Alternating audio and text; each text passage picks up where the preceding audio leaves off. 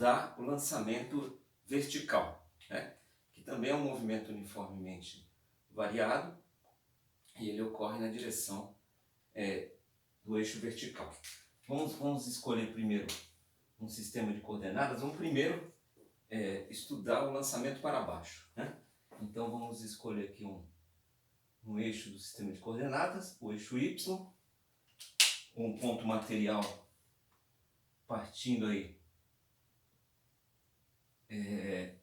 com uma velocidade agora inicial diferente de zero. Veja, na queda livre essa velocidade inicial ela é zero.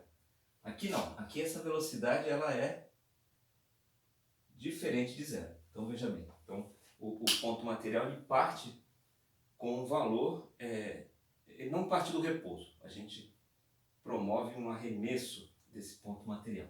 Então aí, veja bem, ele vai se deslocar em linha reta. Vamos escolher aqui a partir do zero, da origem. É uma escolha que a gente pode fazer. Então ele se desloca em linha reta até um limite, né? Veja, esse movimento é limitado. O limite é o chão, é o solo. O solo é o nosso limite, veja bem. Então esse ponto material ele vai se deslocar aí até atingir aí uma velocidade máxima no solo, ok?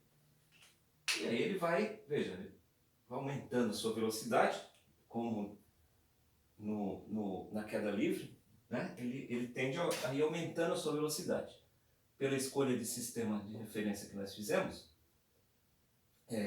veja bem, a nossa aceleração, que ela é constante, ela tem módulo G, está na direção Y, e nesse caso, como há um aumento de velocidade, ela é positiva, né? Ela é positiva, então a nossa aceleração ela está apontando aí para baixo. Essa aqui é a nossa aceleração, ok? Então esse é o esquema aqui para o lançamento vertical para baixo. No lançamento vertical para baixo.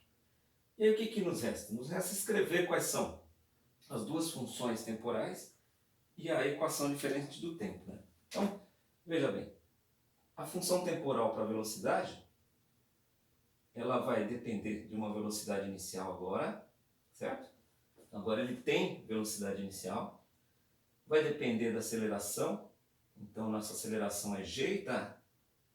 Sentido positivo, multiplica o tempo, e tudo isso aí, ó, na direção do eixo Y, certo? Então essa daqui é a nossa função temporal para a velocidade. Veja que lá na queda livre esse fator aqui, ó, velocidade inicial era zero. Então a gente só tinha esse fator da aceleração pelo tempo.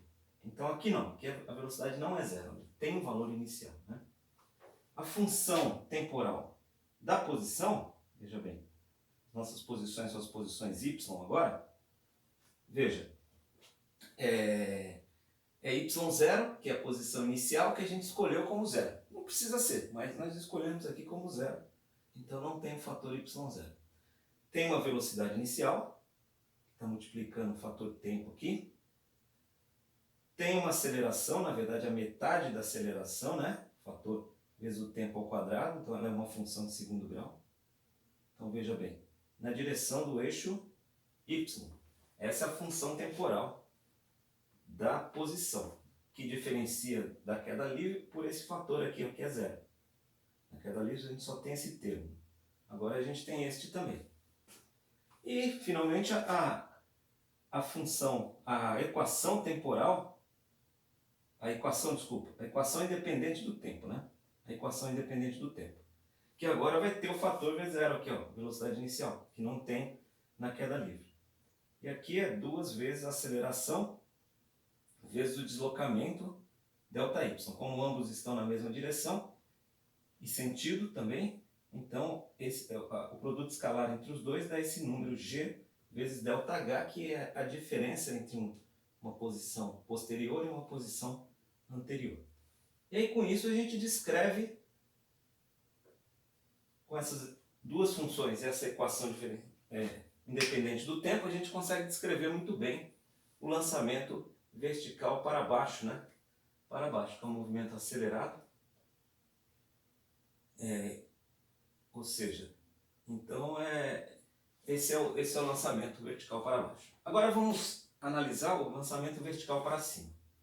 Eu vou escolher o ponto material agora partindo do chão, partindo do solo. Veja bem, com uma velocidade, uma certa velocidade aí, que é diferente de zero. Porque senão ele não consegue sair do chão. Se a gente não imprimir uma velocidade, ele não sobe por conta própria, né?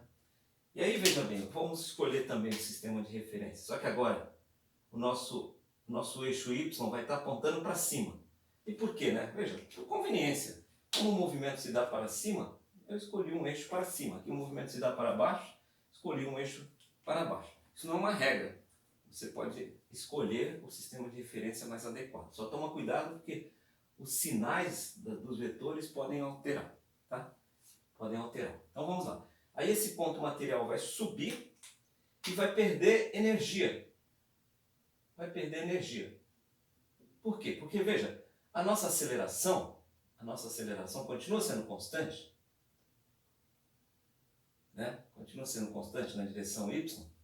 Só que agora, veja, isso é observável quando a gente joga um objeto para cima, a gente percebe que ele vai diminuindo a velocidade até parar.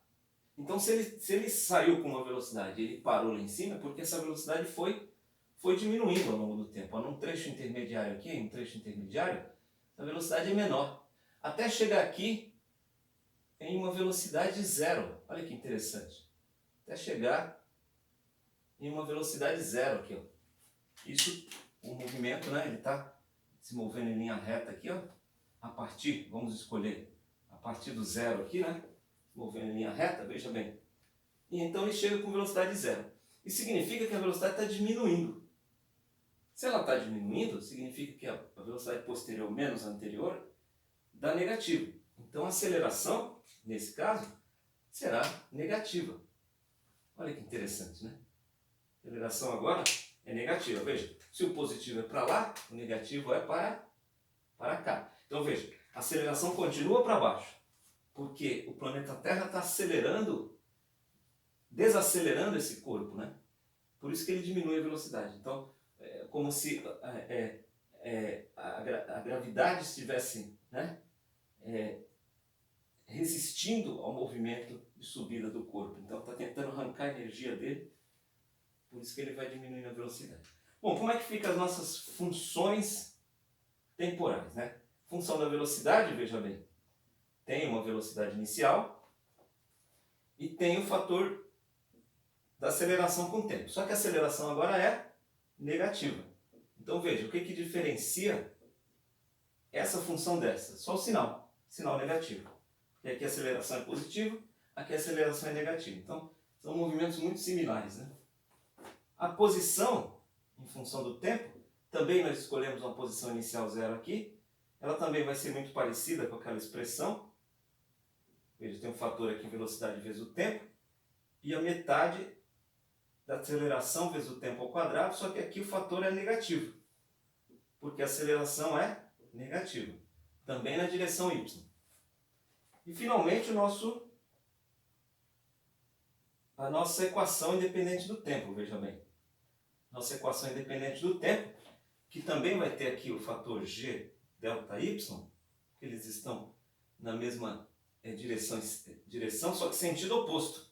Veja, agora a aceleração está nesse sentido e o deslocamento está nesse sentido oposto. Então, por isso que aparece o sinal negativo aqui, ó. Nossa aceleração é negativa. Puxa, mas e agora? Bom, é só a gente observar com esse termo aqui, né?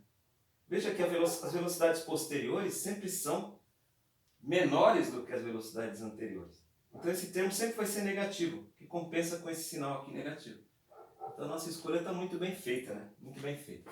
Então esse é o lançamento vertical para baixo, com aceleração positiva. E aí a diferença em relação à queda livre é que aparece o termo de velocidade inicial aqui. Ele não é zero. E o lançamento para cima. né? Para cima, que tem um limite lá, que é quando o corpo para, né? O ponto material para com velocidade zero. Nesse caso, a aceleração é negativa pela escolha que a gente fez de referência. E também o termo velocidade zero é importante. Diferente de zero é importante, né? Velocidade inicial. Ok? Então até a próxima.